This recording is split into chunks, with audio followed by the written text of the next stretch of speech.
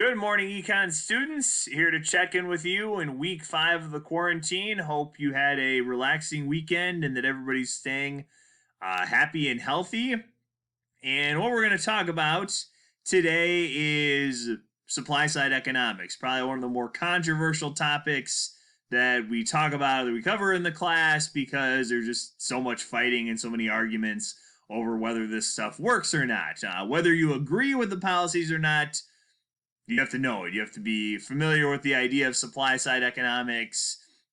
When we're talking about the test next, or the test in May, I know one of the things that it came up on the Phillips curve loanable funds assignment from last week, from last Thursday, was the last question where it talked about lowering business taxes, or lowering corporate income taxes and small business taxes. And a lot of I accepted either way.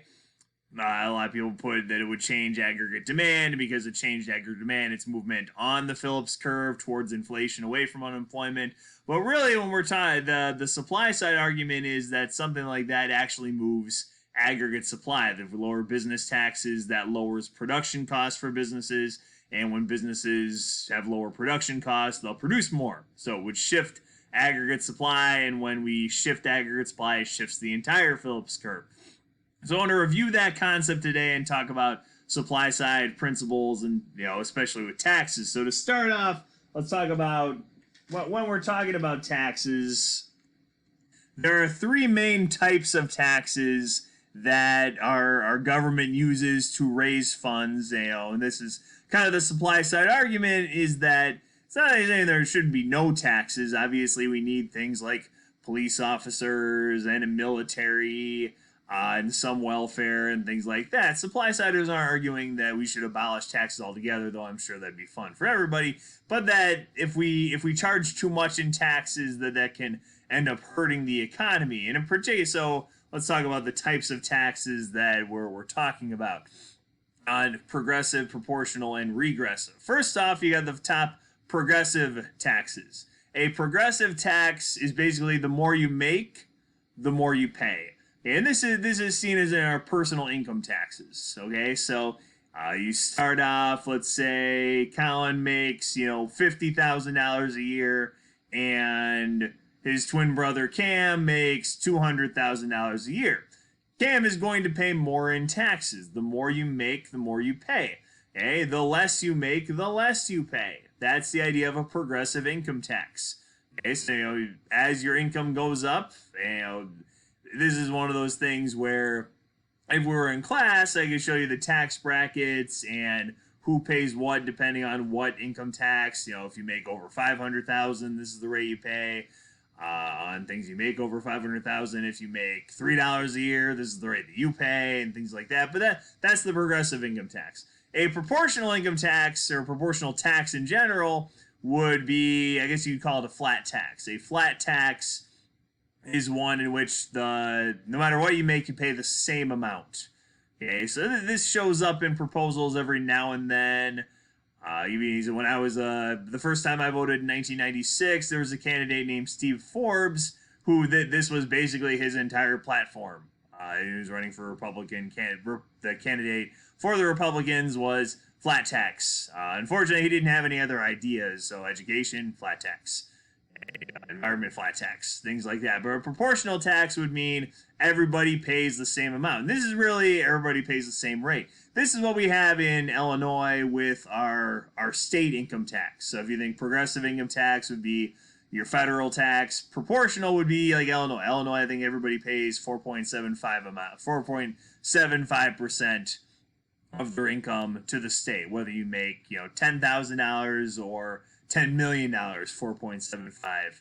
And then regressive tax is kind of a tricky one, but the regressive tax has to do with your income. If your income goes up, you actually pay a smaller percentage. So like income goes up, tax rate goes down. So it's an inverse type of relationship. You think, well, how would that work? The example that economists usually use is the sales tax. And the idea of the sales tax is that, if you make $10,000 a year, the sales tax, which I think in New Lenox is 9%. Trying to remember, I should study my receipts more often. But that that hurts you. That takes a larger percentage of your real income than say somebody who makes $100,000 or $1 million a year. Sales tax to them is nothing. A sales tax is somebody who makes a lower amount that actually takes a bigger hunk of your income. So it's like your income went down and your tax rate went up. But in general, the stuff we'll be talking about today is the progressive income tax at the top. So basically, if you are a supply side economist, you believe, yes, maybe there's a role of taxes in the economy because we do need some government services, but that in general, taxes should be lower. Okay, so that's the first thing to know about supply side fiscal policy. It's one-sided. With fiscal policy in the past, when we were talking about the Keynesian model, it was, well, if we want to speed up the economy, you lower taxes, but if you want to slow down the economy and fight inflation, you raise taxes. Supply-siders don't believe in raising taxes ever. It's all about lowering taxes. And the idea with lowering taxes is that it would affect aggregate supply. So let me draw that for you really quick. Grab my handy dandy rag. So here's our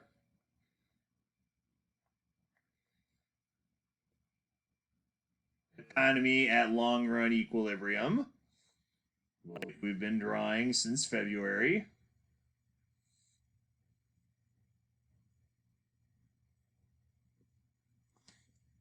So there we have it, our happy little economy chugging along at full employment, all 3 points intersecting on long-run aggregate supply. The supply side argument, I know when you talk about lowering taxes, we talk about aggregate demand because you as consumers would have more after-tax income, you would then go and spend it, bada bing, bada boom, aggregate demand goes up. Their argument, the supply side argument, is that you should focus your taxes on your tax cuts on businesses, okay? And that what happens where taxes are a cost to businesses. If you lower taxes for businesses, that's more money they can spend on producing things, okay? And this is one of the arguments they make too, is that if we lower taxes on businesses and we lower taxes particularly on wealthy citizens, okay, or give them as big a tax cut as we would say the middle class or lower middle class, that they might not spend it, but they'll save it, and those savings go into investment, and investment becomes capital goods, and capital goods make things. Okay, so the argument of supply side economists is that if we lower taxes, aggregate supply goes up. Aggregate supply shifts to the right.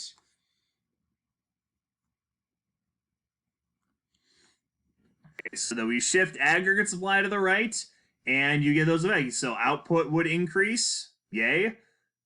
Unemployment would decrease, yay. And price level would decrease, yay. So it's kind of a win-win-win scenario.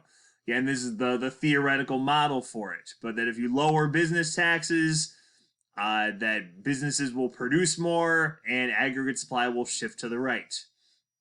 Okay, hopefully you're with me so far. So that's one part of the supply side argument. And I think a lot of people really do get behind this one, at least. When you see President Trump's fiscal policy and lowering corporate income taxes, this is the hope that this was what was going to happen. This is the theoretical basis. So why, we talk about even if you look at right now, as we try to keep the economy on solid footing, why there's been such a focus on corporate bailouts, okay, or why we need to make low interest loans available for small businesses and things like that, is that perhaps we can shift aggregate supply to the right, unemployment will go down. So at least this is the theoretical basis for supply side. Lower taxes, you shift aggregate supply to the right. The other theoretical basis, which is back in the news again because this guy might be an advisor to President Trump on whether to reopen the economy or not, and his name is Arthur Laffer, and he came up with a pretty controversial opinion called the Laffer curve, which I'll draw for you here. So when we talk about low tax, and I'll give you an example of this. Right now, the average American probably pays about 20 when we include property taxes, sales taxes, things like that.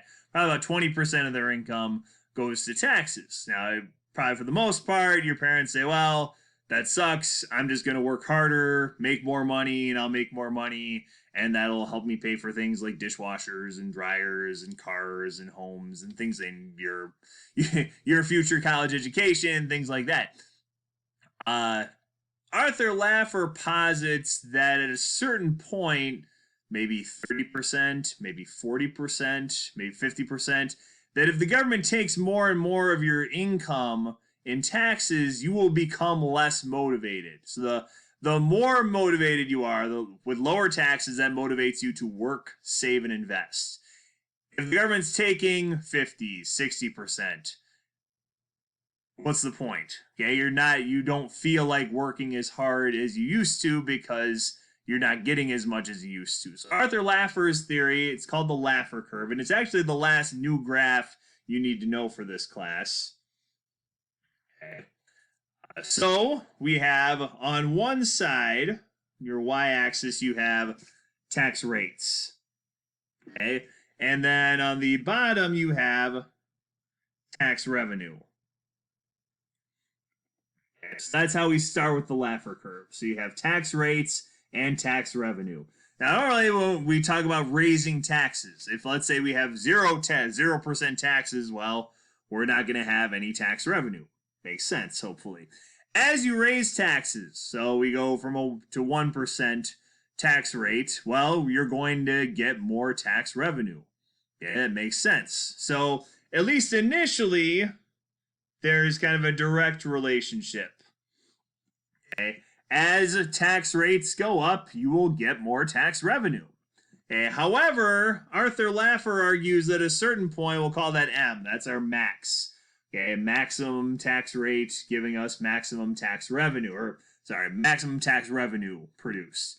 At a certain point, remember I said, if your parents are paying 50%, 60% in tax rates, Arthur Laffer argues they're no longer motivated to work, save, and invest. And as a result of that, as tax rates go up, tax revenue starts to fall. So you get this happy little shape. It's a parabola from mathematics that once we're up here in this region, as tax rates continue to rise, revenue actually falls because, once again, you're less motivated to work. Okay, what's the point if the government's taking all of your money? To a point up here, let's say this is like 100%.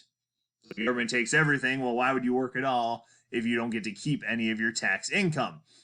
Now, the reason this is debated in our society is because honestly, we don't know where we are on the Laffer curve. Some economists argue that we're up here, and if we're up here, oh my gosh, that's terrible. What we should do? We should lower taxes. Okay, some people argue we're down here, and well, if this is the case, we could raise taxes and increase tax revenue. Probably the most debated idea is this, and this is what, if you've seen Ferris Bueller's Day Off, this actually shows up in the movie. You don't see the econ teacher draw it on the board, but you hear him draw it on the board. So what you have up here is, let's say we're at a point like A, where tax rates are really high, and we lower taxes down here. So let's say we're at A, we lower taxes. If we're in this area, you can lower taxes and increase tax revenue, and that is what future president George Bush called voodoo economics. How can you lower taxes and raise tax revenue? Well, the idea is if you lower taxes, you're more motivated to work.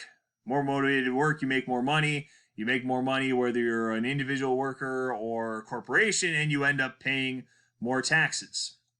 Okay, so that's kind of the basic idea. And again, part of the reason it gets controversial is because you still hear people say things like these tax rates are going to pay for themselves, or this tax code will pay for itself. That didn't happen in the 1980s. It didn't happen recently with the Trump tax cuts. So that's why we keep fighting about it. Sometimes politicians will say, well, we'll cut taxes, but they'll pay for themselves. They're talking about this. They're talking about this idea that if we lower tax rates, you're more motivated to work, to work, make more money, more tax, you'll pay more tax revenue, things like that. So it's something we'll keep. My time's almost up here today. There's no assignment with this. We'll keep talking about this a little more tomorrow. Have a wonderful Tuesday, and we'll see you then.